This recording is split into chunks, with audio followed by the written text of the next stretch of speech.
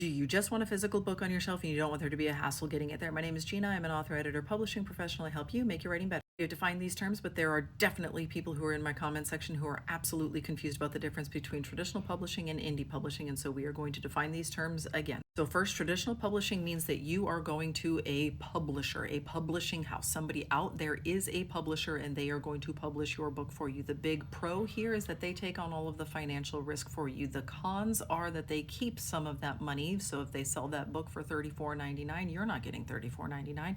You're going to get 8% of $34.99. And depending on the format and the content, blah, blah, blah, you can be up to 35% is the highest royalty rates that I have seen, and the lowest is like 8% usually. So they are going to keep some of your money. You are going to lose a little bit of control, particularly around marketing decisions like your title and your cover art, and you might have to negotiate a little bit with some of the story that is in there, but it is still your book. They bought the book or the rights to your book because they liked it and they liked your voice and they liked the way that you wrote it. So they're not going to come in and be like, change absolutely everything about this. That's not going to happen. And the other con is that it is slow. It is very, very, very, very slow. It is, as of recording this, it is March in 2024, and I plugged in a contract which we are expecting payment on the last payment of it in 2031. Traditional publishing moves very, very slowly. So if you do not have the patience for that, that might not be the path for you. The other thing is that it is extremely competitive. There are just tons and tons and tons of people who want to publish books, who have the access to be able to publish books, and you are competing with all of them.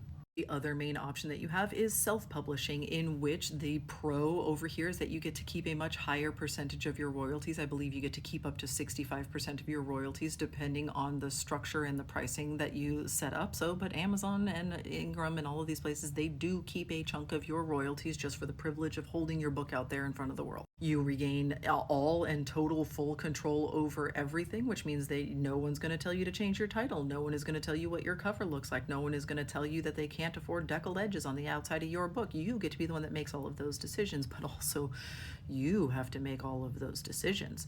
You are a self-publisher. You are the publisher. You are the one who makes all of those business decisions. You're the one who is responsible for absolutely all of it. And at the same time, that means that you are financially responsible for all of this, which means that you can spend an awful lot of money launching a book out into the world. There are some creators on here who have been very transparent and honest about the fact that they are spending upwards of $30,000 or $40,000 to launch their book into the world. And that includes professional editing services at every level and professional cover design, or like commissioning art for their cover design and launching the book and printing the book and shipping the book and doing launch parties and serving catering and all of this stuff. Like, they're being very transparent about all of these costs. And if you do not have that kind of money, you do not have to spend that kind of money. You're going to invest some time in order to learn how to do these things much more cheaply, or to network with other people and swap the skills that you do have. If you don't know how to design covers, but you do know how to format the inside, you're going to have to swap that with somebody else or pay a little bit to get these things done.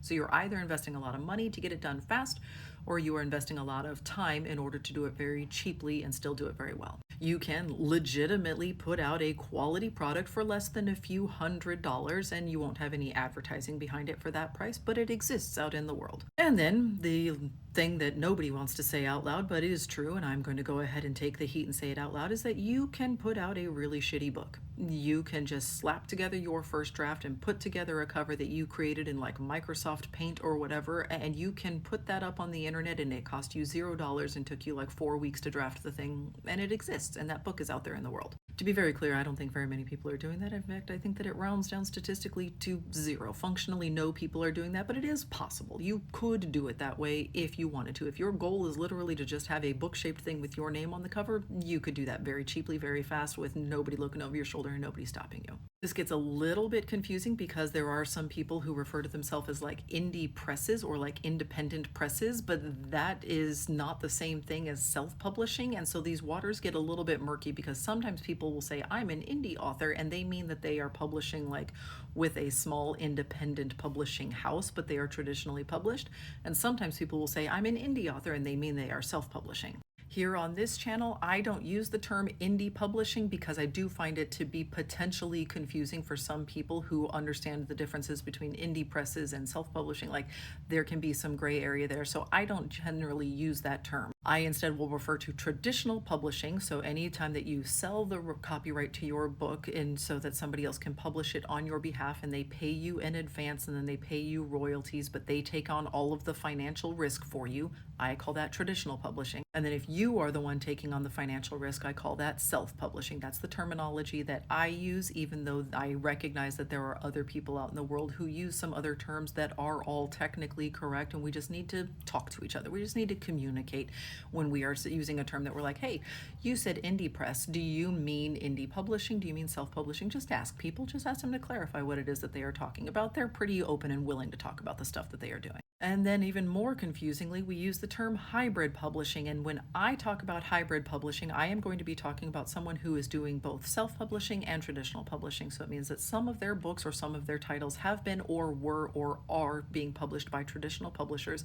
and some of their titles have been or are or were published through self-publishing means. You can mix and match. You can have one book series be self-published and a different book series be traditionally published. You can start off as self-publishing and then make the jump to traditional publishing. You can start traditional publishing and decide you don't like it and make the jump to self-publishing instead. That is what I refer to as hybrid publishing. There are people out on the internet, though, who call themselves hybrid publishers or hybrid presses, and what they really are is scam artists. They are vanity presses. Vanity presses used to exist back in the world before self-publishing existed, and you just wanted to hold a copy of your book in your hand and you didn't care if it was good or if you, and so you would pay somebody to do that for you. And because you now have self-publishing options available to you, those vanity presses are a scam. You don't need to do that. You do not need to hand over thousands of dollars to someone else to control your copyright and blah blah blah. Like, don't hand your rights over to someone else if you are paying out of pocket. If you're going to pay out of pocket, you should control your rights. You should control everything about the entire process, and you should be a self-publisher, and you should be in charge of it all. But those people will refer to themselves as hybrid publishers, and that's a scam, and I don't like it. And no, if you're going to take money from people and then not offer them anything of value, that is bad, and you should not do that. There are some other people, just to continue muddying the waters, there are people and companies who will help you and support you along the path to self-publishing. I don't work in those spaces, so I cannot speak to their validity, though I am sure there are plenty of them who got into it for the right reasons and are trying to do right by authors. Be careful, get referrals from other people who are in that self-publishing space. Don't spend your money on something, and especially do not spend your money and sell your rights at the same time. If you are going to spend your money, you should stay in control of all of your rights. So there, is that super clear? Did I make that really super easy? Sorry.